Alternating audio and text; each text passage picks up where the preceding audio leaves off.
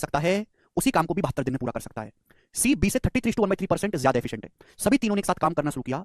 ए काम पूरा होने से 8 दिन पहले छोड़ देता है, सी 17 दिन पहले छोड़ देता है। लेकिन बी काम पूरा होने तक काम करता रहा। ए ने कितने दिनों तक काम किया? वह बहुत अच्छा सवाल। देखो दो लोग हैं ए और बी, सवाल में वही है, बस थोड़ा सा चेंज किया गया, टाइप सेम ही है। अब देखो जैसे इस टाइप का सवाल मैंने पहले तो शीट में नहीं डाल रखा था, अब ये आया, दो तीन सवाल को मिक्स करके बना दिया। मैं आपसे पूछना चाहता हूं कि क्या आप इस टाइप का सवाल कर पाओगे? इस लैंग्वेज का और भी बना सकता है एग्जामिनर, तो सवालों का कोई अंत नहीं है। कंसेप्ट क्लियर होना चाहिए, और कंसेप्ट क्लियर केवल सिखाने से नहीं होता, ज्यादा ज्यादा प्रैक्टिस कराने से भी होता है। इस बैच का फायदा ये कि ये कंसेप्ट भी सीखोगे, प्रैक्टिस भी करोगे, और इसके अलावा आपको कुछ करने की जरूरत नहीं है। प्रीवियस वीडियो क्लास देखो और मॉक टेस्ट लगाओ और खुश रहो। ए किसी काम को 18 दिन में करता है, 72 दिन में करता है। आगे बोला है सी की जो एफिशिएंसी है बी से 33:1/3% ज्यादा है। सी बी से 33:1/3% ज्यादा कुशल है। इसका मतलब क्या हो गया?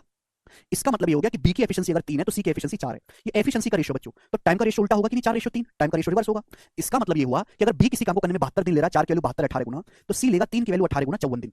सी उस काम को करने में 54 दिन लेगा। आप बोलोगे हां जी सर समझ में आया, यही है ना? यहां से एफिशिएंसी दी थी बी की, सी की जो एफिशिएंसी बी से 33:3% ज्यादा है। एफिशिएंसी का उल्टा टाइम 4 की 72 18 गुना 3 की 18 गुना 54। नाउ इसके बाद हम सुनते हैं मेरे प्यारे बच्चे।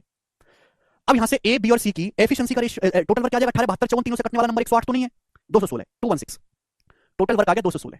ए की एफिशिएंसी है 12 18 गुना 12 216, बी की एफिशिएंसी 3 72 3 216, और सी की है 4 54 चौका 216। समझ में आया? अब आगे वही नॉर्मल सवाल है, सभी ने काम एक साथ करना शुरू किया है और काम जो यहां पे जाके खत्म हुआ, इस टाइम में काम हुआ है 216 यूनिट। ए काम पूरा होने से 8 दिन पहले छोड़ देता है, ए जो है वो काम पूरा होने से 8 दिन पहले छोड़ दिया ए।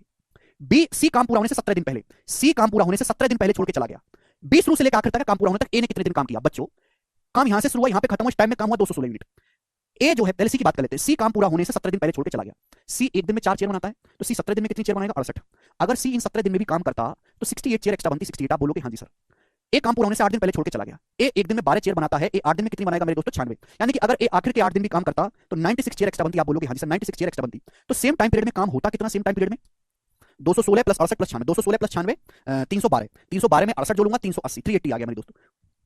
380 यूनिट काम को करेगा कौन मेरे प्यारे भाई? तीनों लोग, सभी सभी हैं, 12 3 15 4 19, 19 एफिशिएंसी के साथ तीनों लोग करेंगे 20 दिन में। यानी कि पूरा काम 20 दिन में खत्म हुआ। आप बोलोगे यहां से टोटल काम 20 दिन में खत्म हुआ। लेकिन ये नहीं पूछा है, पूछा ये है ए ने कितने दिन काम किया।